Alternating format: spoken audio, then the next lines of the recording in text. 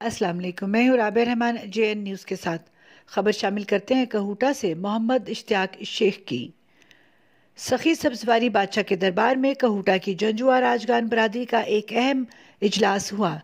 دربار میں چلنے والے لنگر خانہ اور شیلٹر ہاؤس کو مزید بہتر کرنے کے اقدامات پر غور و فکر کیا گیا تاکہ غریب اور مستحقین زیادہ سے زیادہ استفادہ کر سکیں۔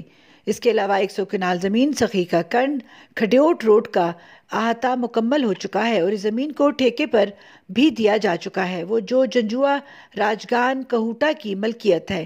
اس سے سالانہ جو آمدنی حاصل ہوگی وہ شہر کے غریب اور مستحقین پر خرچ کی جائے گی۔ امریکہ، کینیڈا، یورپ اور مڈل ایسٹ میں جنجوعہ برادری کے رہنے والے نوجوان اور فیملیز جو رقم جنجوعہ فنڈ میں بھیجتے ہیں، اس رقم کو بھی فلاحی کاموں پر خرچ کرنے کے لیے ایک حکمت عملی بنائی گئی ہے۔